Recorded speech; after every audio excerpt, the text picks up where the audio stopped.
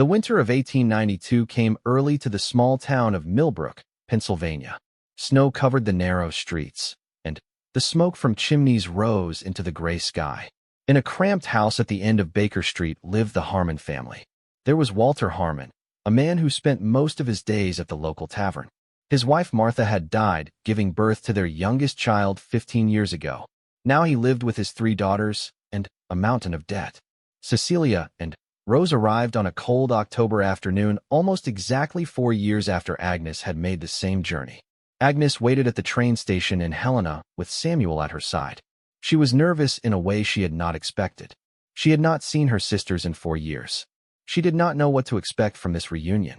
The train pulled into the station with a screech of metal and a cloud of steam. Passengers began stepping down onto the platform. Agnes scanned the crowd looking for familiar faces. She saw them at the same moment they saw her. Cecilia and Rose stood together near the back of the platform. They were carrying worn carpet bags and wearing dresses that had seen better days. They looked tired and thin and uncertain. They looked nothing like the confident, beautiful girls Agnes remembered. Cecilia's golden hair had lost its luster. Her blue eyes were dull and surrounded by dark circles. Her face was thinner, and there were lines around her mouth that had not been there before. Rose looked even worse. Her dark hair was limp, and her skin was sallow. She walked with a stoop like she was carrying a heavy weight.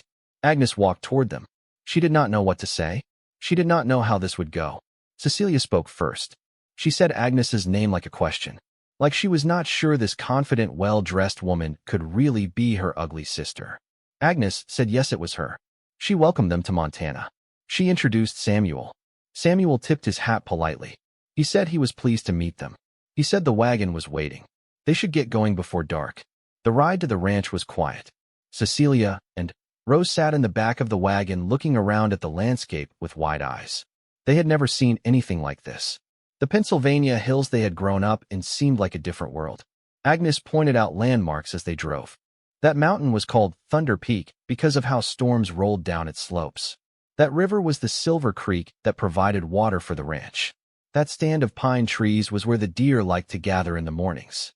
Cecilia and Rose listened but said little. They seemed overwhelmed. They seemed afraid. When they arrived at the ranch, Mrs. Hendricks had dinner waiting. Roast chicken and fresh vegetables and bread still warm from the oven. Cecilia and Rose ate like they had not had a proper meal in months. Agnes suspected they had not. After dinner, Agnes showed her sisters to their rooms. She had prepared 2 guest rooms in the main house. They were simple but comfortable. Clean sheets on the beds. Fresh flowers on the nightstands. Everything a person needed to feel welcome. Cecilia thanked her quietly. Then, she asked Agnes why she had done this.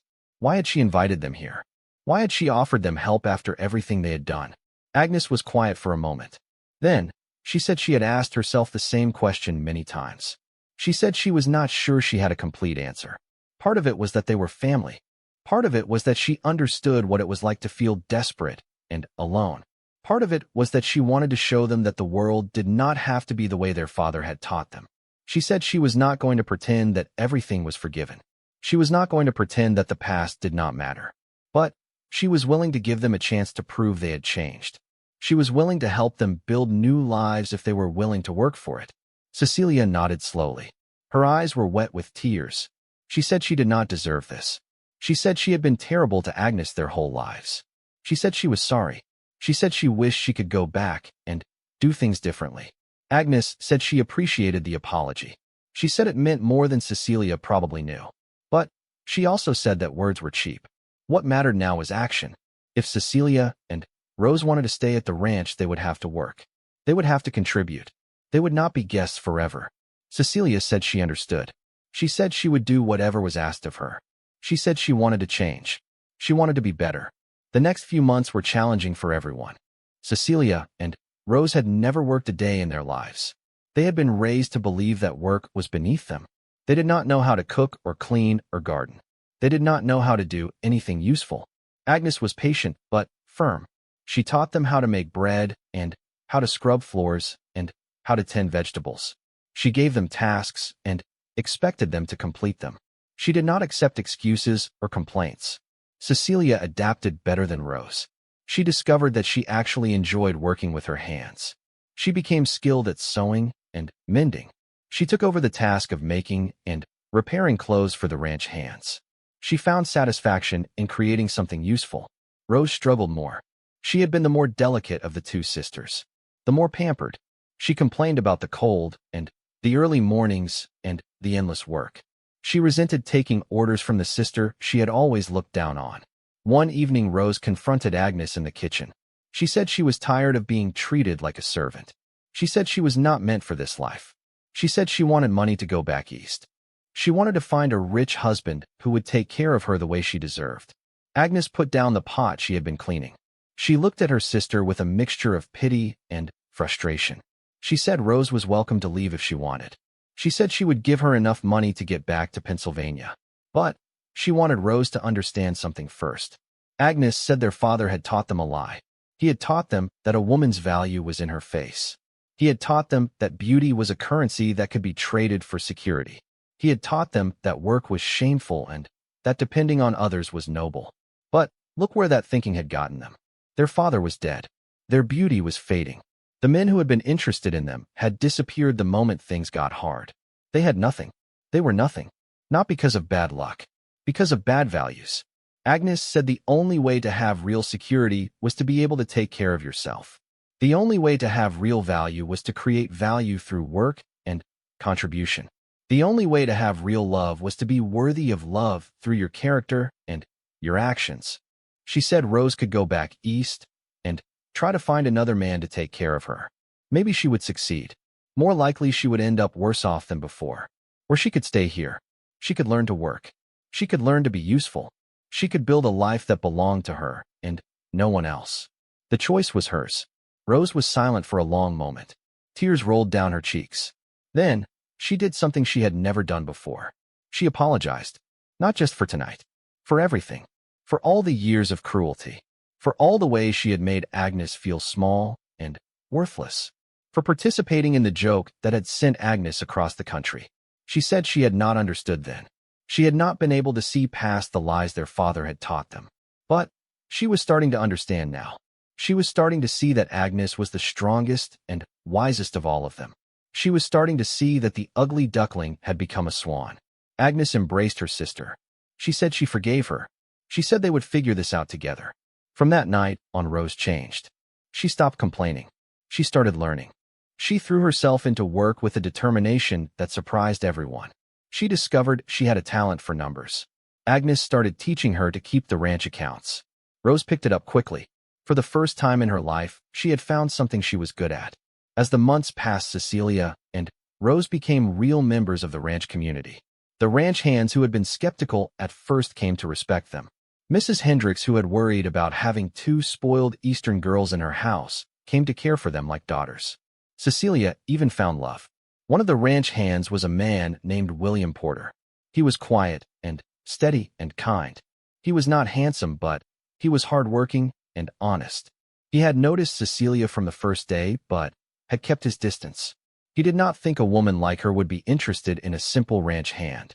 But Cecilia had changed. She no longer cared about handsome faces or wealthy families.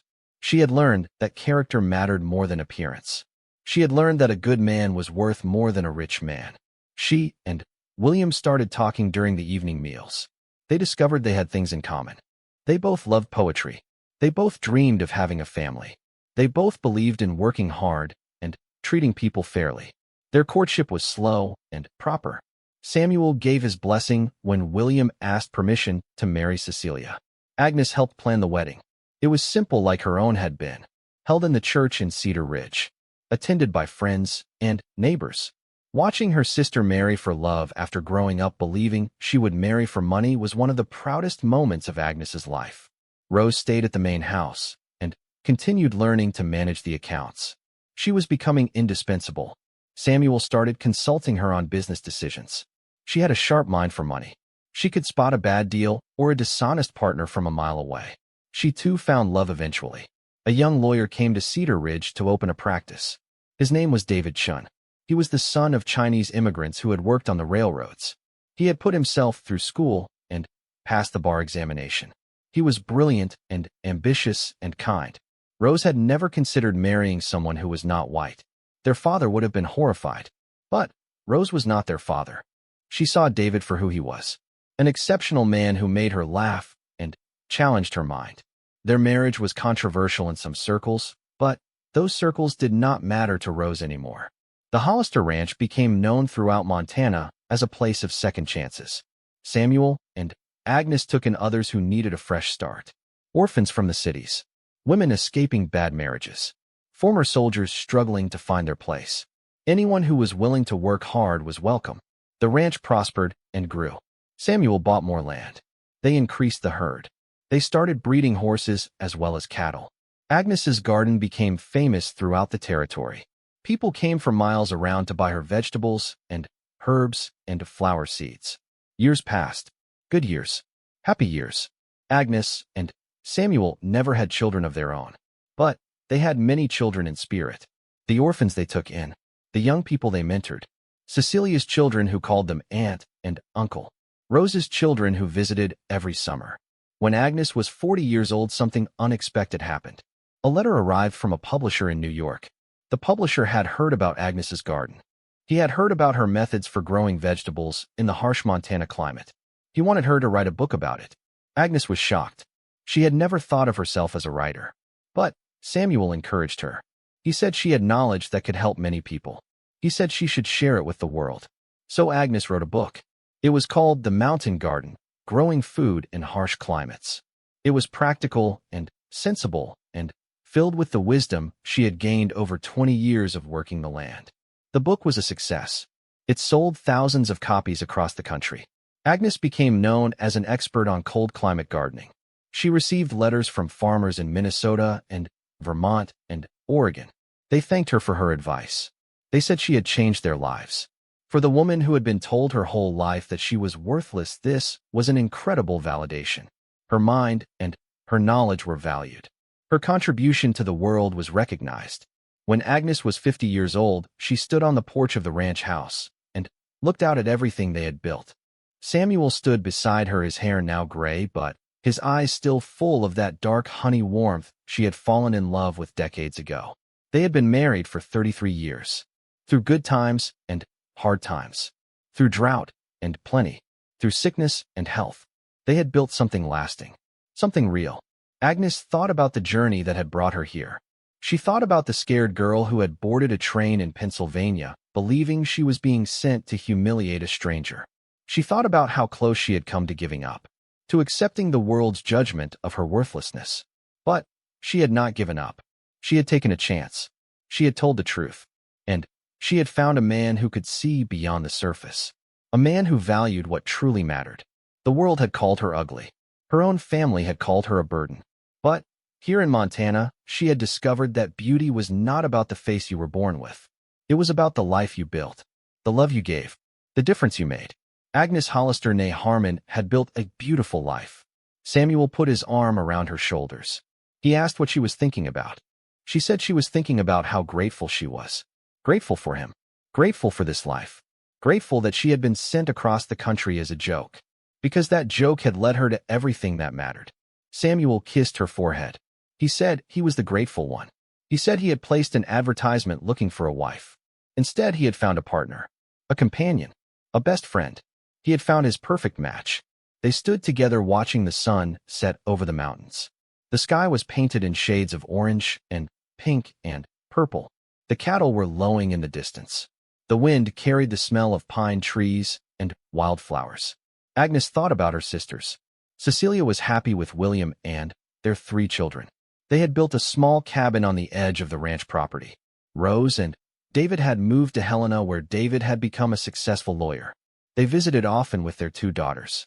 She thought about Mrs. Hendricks, who had passed away peacefully 5 years ago. About Thomas Gray, who still served as foreman, though his beard was now entirely white. About all the people who had come through the ranch over the years. The orphans who were now adults with families of their own. The broken people who had found healing here. She thought about her father and Edgar, both long dead now. They had thought they were playing a cruel joke. They had thought they were getting rid of a burden. They had never imagined that their cruelty would lead to such blessings. There was a lesson in that. A lesson about how the world worked in mysterious ways. How what seemed like a curse could become a gift.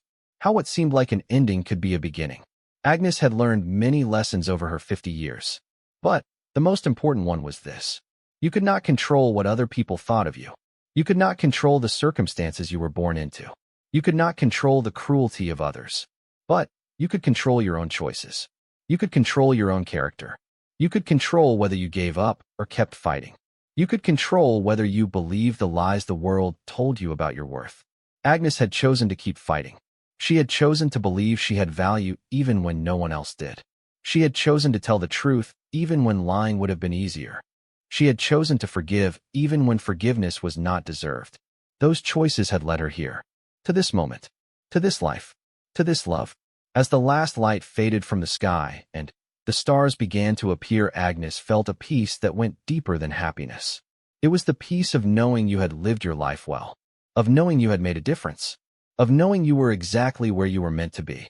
Samuel took her hand and led her back inside. The house was warm and welcoming.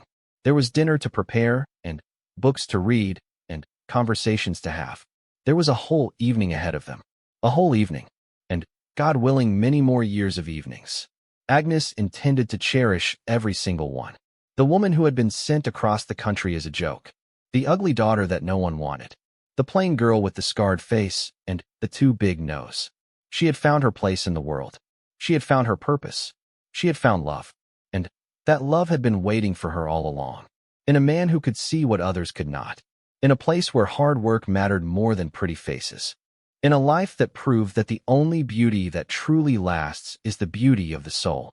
Agnes Hollister lived to be 82 years old. She died peacefully in her sleep with Samuel at her side. He followed her 3 months later. They were buried together on a hill overlooking the ranch they had built. Their headstone read simply, Samuel and Agnes Hollister, partners in life, together forever. The ranch passed to Cecilia's oldest son. He continued the tradition of taking in people who needed second chances. The greenhouse Agnes had built still stands today. The book she wrote is still in print. And the story of the mail-order bride who was sent as a joke is still told. It is told as a reminder that the world's judgment is often wrong. That what looks like disaster can become triumph. That love finds a way. Always. Love finds a way. The oldest daughter was named Cecilia.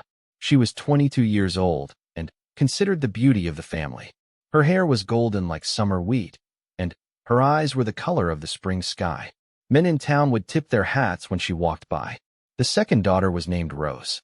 She was 20 years old and almost as pretty as Cecilia. Her hair was darker, but her smile could light up any room. Then there was Agnes. The Hollister Ranch spread across 3,000 acres of Montana territory. It was vast and wild and beautiful in ways that Agnes had never imagined. Rolling hills covered with golden grass stretched toward mountains that touched the sky. Rivers cut through the land, bringing water to the cattle that grazed in the valleys. The main house sat on a small hill overlooking it all. Agnes saw the ranch for the first time as the sun rose on her first morning in Montana. She had arrived in darkness the night before, and Samuel had shown her to a small guest room in the main house. She had been too exhausted to notice much of anything. She had fallen asleep the moment her head touched the pillow. But now in the golden light of dawn she stood at the window and felt her breath catch in her throat. She had never seen anything so magnificent. The Pennsylvania hills of her childhood seemed small and cramped compared to this endless landscape. She felt like she could breathe for the first time in her life. There was a knock at her door. Agnes turned to find an older woman standing in the doorway. She was short and round with gray hair pulled back in a neat bun. Her face was weathered but kind. Her eyes were sharp and curious. The woman introduced herself as Mrs. Clara Hendricks. She was the housekeeper and had been at the ranch for 20 years. She had come to bring Agnes down to breakfast and to help her get settled. Agnes thanked her and followed her down the stairs. The house was large but not fancy. The furniture was solid and practical. The walls were decorated with paintings of horses and landscapes. Everything was clean and well-maintained. It was clear that this was a working ranch, not a showplace. The kitchen was warm and smelled of bacon and fresh bread. Samuel was already sitting at the table. He stood when Agnes entered and pulled out a chair for her. Mrs. Hendricks served them breakfast and then left them alone. They ate in comfortable silence for a few minutes. Agnes was hungry. She had not eaten properly in weeks. The food was simple but delicious. Fresh eggs and thick bacon and bread that was still warm from the oven. Finally, Samuel spoke. He said he wanted to explain some things about the ranch and about himself. He wanted her to know what she was getting into before they made any decisions. Agnes nodded and listened as Samuel told his story. He had come to Montana 15 years ago when he was just 20 years old. He had grown up in Boston, the son of a wealthy shipping merchant. He had been expected to join the family business and marry a suitable society girl. But Samuel had never fit into that world. He had always felt suffocated by the rules and expectations. He had always dreamed of open spaces and honest work. When he was 19, his father had died suddenly. Samuel had inherited a share of the family business, but he wanted no part of it. He sold his share to his brothers and used the money to come west. He had bought this land when it was nothing but wilderness. He had built the ranch with his own hands. The first years had been hard, so hard that most men would have given up. There were droughts and blizzards and disease. There were wolves and rustlers and dishonest business partners. Samuel had lost everything twice and had to start over from nothing. But he had never given up. He had kept working. He had kept building. Now the ranch was prosperous. He had over 1,000 head of cattle. He employed 20 men year-round and more during the busy seasons. He had money in the bank and respect in the community. He had everything a man could want, except companionship. Samuel had been alone for 15 years. There were women in the nearby town of Cedar Ridge. Some had made it clear they would welcome his attention. But Samuel had never felt a connection with any of them. They seemed interested in his money or his land. They did not seem interested in him. That was why he had placed the advertisement for a mail-order bride. He had been looking for a certain kind of woman, a woman who was practical and hardworking, a woman who would appreciate the life he had built, a woman who would be a true partner. He paused and looked at Agnes with those dark honey eyes. He said he believed she might be that woman, but he wanted to be fair to her. He was not asking her to decide anything right away.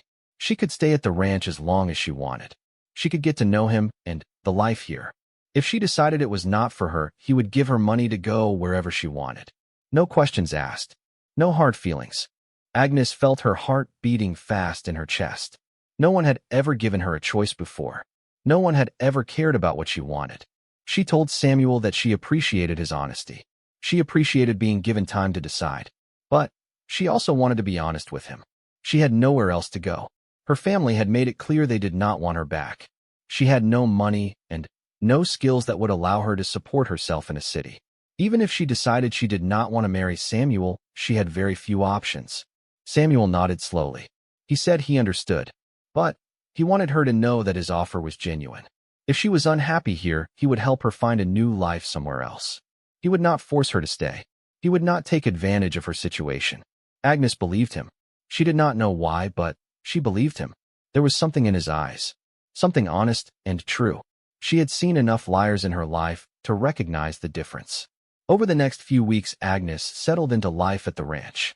She took over the household duties from Mrs. Hendricks, who was getting older and had been struggling to keep up with everything. Agnes cooked and cleaned and organized. She kept the accounts and managed the pantry. She made sure the house ran smoothly. She also worked in the garden. The previous garden had been small and neglected. Agnes expanded it. She planted vegetables and herbs and flowers. She built a small greenhouse so she could grow things through the harsh Montana winter. Mrs. Hendricks said she had never seen anyone work so hard or accomplish so much in such a short time. The ranch hands were curious about the new woman in the main house. They had heard about Samuel's mail-order bride and had expected a delicate eastern flower who would wilt in the harsh Montana conditions. Instead, they found a woman who was not afraid to get her hands dirty. A woman who woke before dawn and worked until after dark. A woman who treated them with respect and fed them the best meals they had ever eaten. The foreman was a man named Thomas Gray. He was about 40 years old with a graying beard and a serious expression. He had worked for Samuel for 12 years and was fiercely loyal. At first, he was suspicious of Agnes. He thought she might be a gold digger looking to take advantage of his boss. But as the weeks passed, Thomas changed his mind. He watched Agnes work from morning until night. He saw how she improved everything she touched. He noticed how Samuel seemed happier than he had been in years. Thomas decided that Agnes was good for the ranch and good for Samuel. He became her protector and ally. Samuel and Agnes spent their evenings together in the parlor. He would read or do paperwork while she sewed or knitted. They talked about everything: books and politics and religion and philosophy. Agnes discovered that Samuel was brilliant. He had read more than anyone she had ever met. He had ideas about the world that challenged her and made her think. Samuel discovered that Agnes was not the simple country girl her family had described. She was intelligent and curious and opinionated. She had thoughts about women's rights and labor reform and education. She made him laugh with her dry observations about human nature. They were becoming friends. Real friends. Something neither of them had ever really had before. One evening, about 6 weeks after Agnes arrived, Samuel asked if she had made a decision about staying. He said he did not want to pressure her, but he needed to know. If she was going to leave, he wanted to help her make arrangements. If she was going to stay, he wanted to make things official. Agnes had been thinking about this constantly. She had weighed her options. She had examined her feelings. She had prayed for guidance. The truth was, she did not want to leave. She had never been happier than she was at the Hollister Ranch. She had purpose here. She had value. She was respected for her work and her mind. Samuel treated her like an equal. He listened to her opinions. He valued her contributions. No one had ever treated her that way before. But there was something else too. Something she was almost afraid to admit, even to herself. She was starting to care for Samuel, not just as a friend, as something more. When he walked into a room, her heart beat faster. When he smiled at her, she felt warm inside. When they sat together in the evenings, she never wanted the time to end. She told Samuel she wanted to stay. She wanted to marry him. But she needed him to understand something first. She was not beautiful. She would never be beautiful. She could not give him children who would be beautiful. If he was hoping she would change or improve, he would be disappointed. Samuel was quiet for a moment. Then he got up from his chair and walked over to where Agnes was sitting. He knelt down in front of her and took her hands in his. He said he was going to tell her something, and he wanted her to really hear it. He said that when he looked at her, he did not see an ugly woman. He saw a woman whose face showed character and strength. He saw eyes that were kind and intelligent. He saw hands that could heal and create and nurture. He saw a person who was beautiful in all the ways that actually mattered. He said the world had taught her to hate the way she looked. Her family had taught her she was worthless. But the world and her family were wrong. He could see the real her. And the real her was extraordinary. Agnes felt tears streaming down her face. No one had ever said anything like that to her. No one had ever looked at her the way Samuel was looking at her now. Like she was precious. Like she was valuable. Like she was worthy of love. Samuel reached up and wiped the tears from her cheeks. He said he wanted to marry her. Not because she was his only option. Not because she could run his household. But because he genuinely cared for her. Because spending time with her was the best part of his day. Because when he imagined his future, he wanted her in it. Agnes said yes. She said yes with her whole heart. They were married 2 weeks later in the small church in Cedar Ridge. The ceremony was simple but meaningful. Thomas Gray served as Samuel's witness. Mrs. Hendricks served as Agnes's witness. The ranch hands came dressed in their best clothes. The townspeople came out of curiosity about Samuel Hollister's mysterious mail-order bride. Agnes wore a new dress that Samuel had ordered from Helena. It was blue silk, the color of a summer sky. Mrs. Hendricks had done her hair with wildflowers from the ranch. For the first time in her life, Agnes felt almost pretty. When she walked down the aisle and saw Samuel waiting for her, she felt her heart overflow with emotion. He was looking at her like she was the most beautiful woman in the world. In that moment, she almost believed it. The wedding dinner was held at the ranch. Tables were set up in the yard, and lanterns hung from the trees. The ranch hands had roasted a steer. Agnes had spent days preparing side dishes and desserts. There was music and dancing and laughter. It was the happiest day of Agnes's life. That night, after everyone had gone home, Samuel and Agnes sat together on the porch of the main house. They looked out at the stars and listened to the sounds of the night. Crickets and owls and the distant lowing of cattle. Samuel took her hand and said he wanted to tell her something. He said when he had first read the letter from her father, something had told him this was important. Something had told him to look deeper, to find out the truth. He believed it was fate. He believed they were meant to find each other. Agnes leaned against his shoulder and breathed in the smell of him. Leather and pine and something uniquely Samuel. She said she believed it too. All the pain and rejection she had experienced in her life had led her here. To this ranch. To this man. To this moment. It had all been worth it. They sat together in comfortable silence as the moon rose over the mountains. Agnes felt a peace she had never known before. She was home. She was loved. She was exactly where she was supposed to be. The months that followed were the best of Agnes's life. She threw herself into her role as mistress of the Hollister Ranch. She expanded the garden until it produced enough vegetables to feed the entire ranch with plenty left over to sell in town. She organized the household accounts and found ways to save money that Samuel had never thought of. She improved the living conditions for the ranch hands and their families. She also became known in Cedar Ridge as a woman of substance. At first, the townspeople had been curious and a bit skeptical about Samuel's mail-order bride. The women especially had expected a silly Eastern girl who would not last one winter. Instead, they found a practical, sensible woman who was always willing to help. When the blacksmith's wife had a difficult childbirth, it was Agnes who sat with her through the long night. When the schoolhouse roof leaked, it was Agnes who organized a committee to raise money for repairs. When the general store needed help with their books, it was Agnes who volunteered her time. The women of Cedar Ridge came to respect Agnes. They came to seek her advice. They came to see her as a leader in the community. Her appearance was rarely mentioned anymore. When it was mentioned, it was usually by newcomers who were quickly told that Agnes Hollister was not to be judged by her face. Samuel watched his wife transform from a timid girl into a confident woman. He watched her take charge of situations. He watched her earn the respect of everyone she met. He fell more in love with her every day. Their marriage was a true partnership. They made decisions together. They worked side by side. They faced challenges as a team. When drought threatened the herd, they strategized together about how to find new water sources. When a harsh winter killed dozens of cattle, they comforted each other and planned for recovery. At night, they would sit together in the parlor. Samuel would read aloud from books and newspapers. Agnes would sew or knit or sometimes just listen. They would discuss what they had read. They would argue and debate and laugh. These were Agnes's favorite times.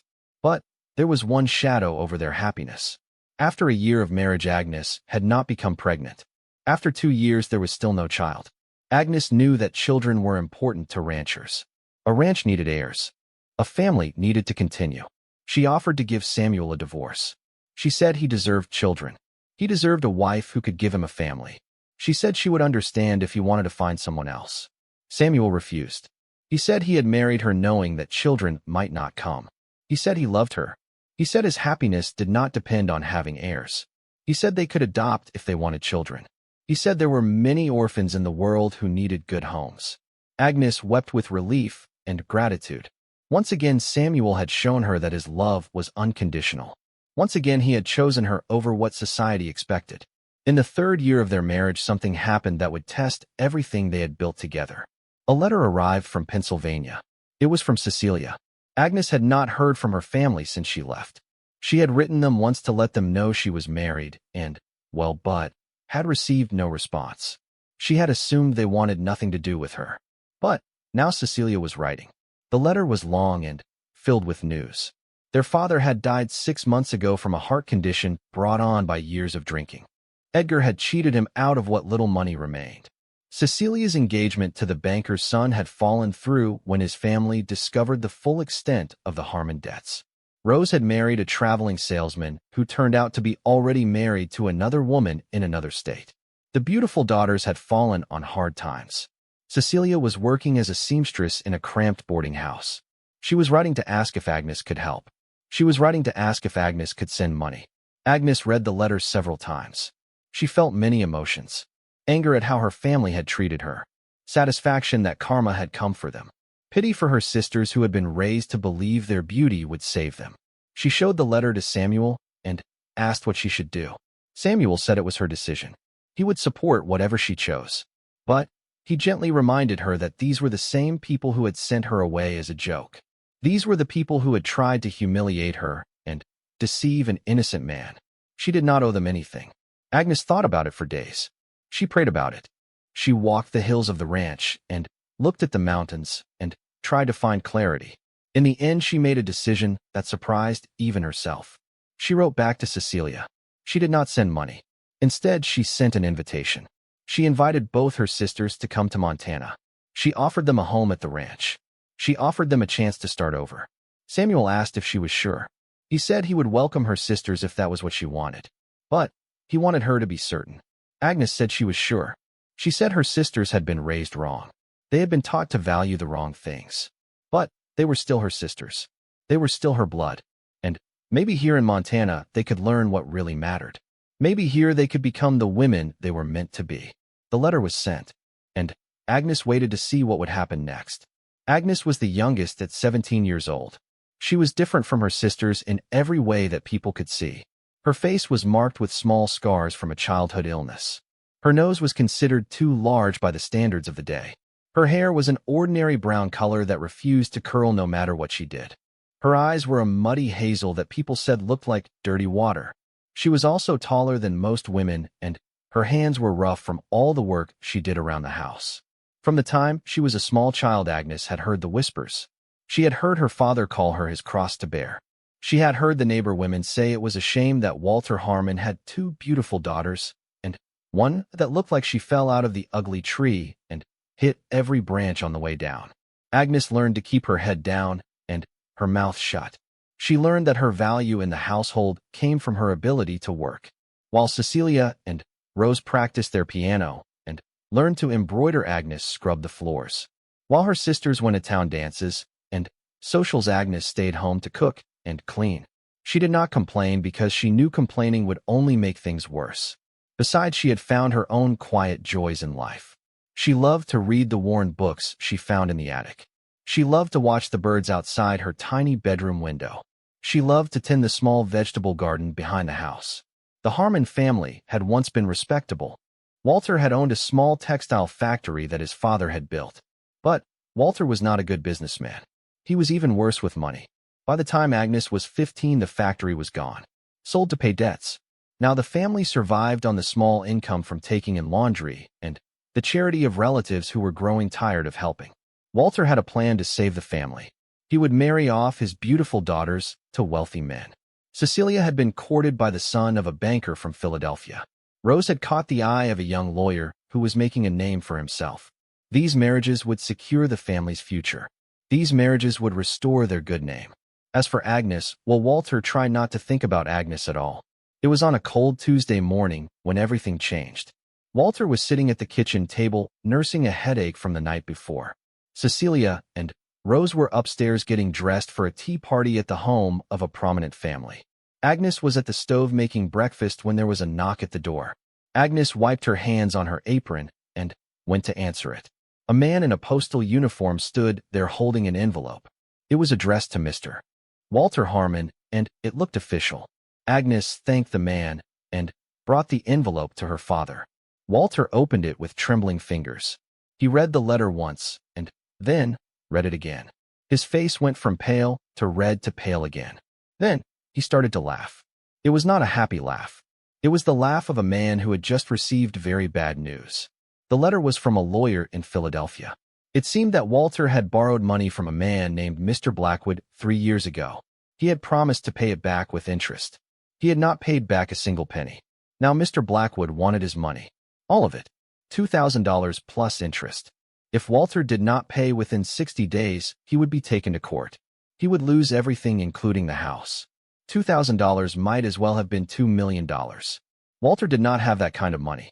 He did not have any money at all. He put his head in his hands and groaned. Agnes stood quietly in the corner of the kitchen. She had heard everything. She felt fear twist in her stomach, but she also felt something else. She felt sorry for her father, even though he had never been kind to her. He was still her father. He was still the only parent she had left. The weeks that followed were dark and desperate. Walter tried everything he could think of to raise money. He sold what little furniture they had left. He begged relatives for loans. He even tried to speed up the courtships of Cecilia and Rose, hoping their suitors would help. But the banker's son had heard rumors about Walter's debts and had grown cold. The young lawyer had been transferred to another city and had stopped writing. It was during this time that Walter's cousin Edgar came to visit. Edgar was a mean-spirited man who enjoyed the misfortune of others. He had a round belly and small eyes that always seemed to be laughing at some private joke.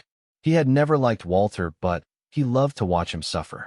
Edgar sat in the parlor drinking Walter's last bottle of good whiskey. He listened to Walter's troubles with a smile on his face. Then he reached into his coat pocket and pulled out a piece of newspaper. It was an advertisement. Edgar had cut it out from a newspaper that came from out west. The advertisement was looking for mail order brides. It seemed that there were many men in the Western Territories who had land and money but no wives. These men were willing to pay for a woman's passage and provide a comfortable life in exchange for marriage. Walter looked at the advertisement with confusion. What did this have to do with him? Edgar's smile grew wider. He explained his idea. Walter could send one of his daughters out west as a mail-order bride. The husband would pay for everything. Walter would get a daughter off his hands and maybe even get some money out of the deal. It was perfect. Walter shook his head. He could not send Cecilia or Rose out to the wilderness to marry some stranger. They were his beautiful daughters. They deserved better. They deserved wealthy husbands from good families. They deserved to stay close to home where he could benefit from their marriages. Edgar laughed again. That cold, mean laugh that Agnes had learned to hate. He had not been talking about Cecilia or Rose. He had been talking about Agnes, the ugly one, the one who would never find a husband anyway, the one who was just another mouth to feed. Walter was quiet for a long moment. Agnes was in the next room. She could hear everything through the thin walls. She stood frozen with a dust rag in her hand as she listened to her father consider selling her off like livestock. Finally, Walter spoke. He said it was not a bad idea. Agnes would never marry a respectable man anyway. At least this way she would be taken care of. At least this way she would not be his burden anymore. He would write to one of these men. He would offer Agnes as a bride. Edgar clapped his hands with delight. But then he had another idea. An even crueler idea. What if they did not tell the man about Agnes's appearance? What if they described her as beautiful? What if they sent a photograph of Cecilia instead? The man would pay for passage. Agnes would arrive. By then, it would be too late for the man to do anything. He would be stuck with her. Walter hesitated. It seemed dishonest. It seemed wrong. But Edgar kept pushing. He said these Western men were probably desperate. They probably were not much to look at themselves. They would take whatever they could get. And besides, who cared about the feelings of some rancher 1,000 miles away? Agnes felt tears rolling down her cheeks. She had always known her family did not love her.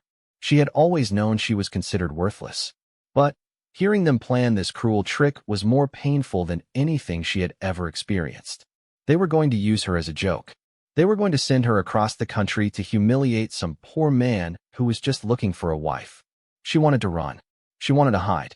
But she had nowhere to go. She had no money. She had no friends. She had no skills that would allow her to support herself. She was trapped. Over the next few days, Walter and Edgar worked on their plan. They found an advertisement from a man named Samuel Hollister. He owned a large cattle ranch in Montana Territory. He was looking for a wife to share his life. He promised a good home and respectful treatment. He seemed educated based on his writing. He seemed lonely based on his words. Walter and Edgar composed a letter. They described Agnes using Cecilia's features: golden hair, blue eyes, delicate figure. They talked about her gentle nature and her domestic skills. The only true things in the letter were about Agnes's cooking and cleaning abilities. They mentioned that she was well-read and good with numbers. They did not mention the scars. They did not mention the plain face. They did not mention that they were sending her as a cruel joke. They enclosed a photograph of Cecilia. She was sitting in a chair wearing her best dress. Her golden hair was arranged perfectly. Her blue eyes sparkled even in the black and white image. Any man would be proud to have such a beautiful wife. The letter was sent. Then they waited. Agnes went through her days like a ghost. She cooked and cleaned and tended the garden. She did not speak to her father or her sisters. She barely ate. She barely slept. She was waiting for her fate to be decided by strangers. 3 weeks later, a response came. Samuel Hollister had written back. His letter was thoughtful and articulate. He expressed happiness at finding someone who seemed compatible. He appreciated that the woman in the photograph appeared intelligent as well as beautiful. He was sending money for passage. He was sending instructions for the journey. He was looking forward to meeting his bride. Walter read the letter with satisfaction. The plan had worked. Edgar congratulated him on a successful deception. They had gotten rid of Agnes, and it had not cost them a penny. Agnes was given the news that evening. Her father did not ask if she wanted to go. He did not ask how she felt. He simply told her that she would be leaving in 2 weeks. She would take a train west. She would meet a man named Samuel Hollister. She would marry him, and she would never bother the family again. Agnes accepted this news with silence. What else could she do? She had no power. She had no choice. She was property to be disposed of. But that night alone in her small room, Agnes made a decision. She would go west. She would meet this Samuel Hollister. She would tell him the truth before the marriage. She would give him the chance to send her away if he wanted. She would not participate in her family's cruel deception. Whatever happened after that, she would face with dignity. She was tired of being invisible. She was tired of being ashamed. If this man rejected her, at least it would be an honest rejection. At least she would know where she stood. The 2 weeks passed quickly. Agnes packed her few belongings into a worn carpet bag. She took her 3 dresses that were patched and faded. She took her mother's Bible that was the only thing she had of hers. She took a small wooden box that contained dried flowers from her garden. She took nothing else because she had nothing else. The morning of her departure was gray and cold. Her father did not come to the train station. Her sisters did not come either. Only Edgar came, and Agnes suspected it was only so he could enjoy watching her leave. He stood on the platform with that cruel smile on his face. Agnes did not look back as she boarded the train. She found a seat by the window and watched as the town of Millbrook disappeared behind her. She was leaving behind everything she had ever known. She was heading into an unknown future. She was terrified, but somewhere deep inside her there was also something else. There was hope. Maybe out west things would be different. Maybe out west a person's worth was measured by more than their face. Maybe out west she could become someone new. The train journey took 12 days. Agnes traveled through Pennsylvania and Ohio and Indiana and Illinois. She saw the great city of Chicago from her train window. She crossed the endless plains of Nebraska and Wyoming. She watched the landscape change from green hills to flat grasslands to rugged mountains. She spoke to few people on the journey. She ate little and slept less. She spent her time looking out the window and reading her mother's Bible. She prayed for strength. She prayed for courage. She prayed that Samuel Hollister would not be too angry when he discovered the truth. The train finally arrived in Helena, Montana on a Thursday afternoon in early March. Agnes stepped off the train onto a wooden platform. The air was cold and crisp and smelled of pine trees. The mountains rose in the distance, their peaks covered with snow. It was the most beautiful and terrifying place she had ever seen. She was supposed to wait for Samuel Hollister at the train station. He had written that he would be there to meet her. He had written that he would be wearing a brown hat and carrying a sign with her name. Agnes looked around the platform. She saw cowboys and miners and shopkeepers. She saw women in fancy dresses and women in plain work clothes. She saw children running and dogs barking. But she did not see a man with a brown hat and a sign. An hour passed. Then 2 hours. The platform emptied. The sun began to set behind the mountains. Agnes sat on a bench with her carpet bag at her feet. She wondered if Samuel Hollister had changed his mind. She wondered if he had somehow learned the truth. Just as darkness was falling, a man came riding up to the station on a large brown horse. He jumped down and tied the horse to a post. Then he walked toward the platform with quick, purposeful steps. Agnes watched him approach. He was tall and broad-shouldered. His face was tanned from the sun and lined from years of outdoor work. His hair was dark brown and longer than was fashionable in the East. His eyes were the color of dark honey. He was not handsome in the conventional way, but there was something about him. Something solid and real and dependable. He was carrying a sign. It said Agnes Harmon. Agnes stood up on shaking legs. This was the moment. This was when he would see her face and realize he had been tricked. This was when the rejection would come. Samuel Hollister walked up to her. He looked at her face. He looked at her patched dress. He looked at her worn carpet bag. And then he smiled. It was not the smile of a man who had been deceived. It was the smile of a man who had found something unexpected, something better than what he had been promised. He took off his hat and introduced himself. His voice was deep and warm. He said he was sorry for being late. One of his horses had gotten loose, and it had taken hours to find her. He hoped she had not been waiting too long. Agnes opened her mouth to speak. She wanted to tell him the truth right away. She wanted to explain about the photograph and the lies. But the words would not come. Instead, she found herself saying that it was fine. She had not minded waiting. Samuel picked up her carpet bag and offered her his arm. He said his wagon was just around the corner. It was a long ride to the ranch, but he had brought blankets to keep her warm. He hoped she was not too tired from her journey. Agnes walked beside him in a daze. Why was he being so kind? Why was he not angry? Why was he not demanding to know why she looked nothing like the photograph? They reached the wagon, and Samuel helped her climb up onto the seat. He covered her legs with a thick wool blanket. He made sure she was comfortable before he climbed up beside her and took the reins. As they drove out of town and into the darkness of the Montana wilderness, Agnes finally found her voice. She told Samuel that she needed to tell him something. Something important. Something he should know before they went any further. Samuel kept his eyes on the road. He said she could tell him anything she wanted. He was a good listener. Agnes took a deep breath. Then, she told him everything. She told him about her father's debts. She told him about Edgar's cruel joke. She told him about the photograph that was not her. She told him about the lies in the letter. She told him that she was not the beautiful golden-haired woman he had been promised. She was just Agnes. Plain Agnes with the scarred face and the too big nose and the dirty water eyes. When she finished speaking, there was silence. Just the sound of the horses' hooves and the wheels on the rough road. Agnes waited for the anger. She waited for him to turn the wagon around and take her back to the train station. But Samuel did not turn around. He kept driving forward into the darkness. And then he spoke. He said he already knew. Agnes did not understand. What did he mean he already knew? Samuel explained. When he had received the letter and the photograph, something had felt wrong. The letter talked about a woman who could cook and clean and garden and keep accounts. It talked about a woman who was well-read and practical and hardworking. But the photograph showed a woman who looked like she had never worked a day in her life. A woman who looked like she spent hours on her appearance. The letter and the photograph did not match. So Samuel had done something sneaky. He had hired a man in Pennsylvania to look into the Harmon family, to find out the truth. The man had sent back a report. He had learned about the 3 daughters. He had learned which one was which. He had learned about the family's debts and their desperation. And he had learned about the cruel joke they were playing. Agnes was speechless. Samuel had known the truth all along. Then, why had he still sent the money for passage? Why had he still agreed to marry her? Samuel was quiet for a moment. Then, he said something that Agnes would remember for the rest of her life.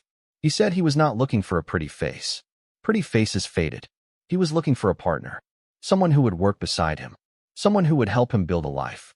Someone who was honest and capable and strong. The letter had described that woman. The real woman.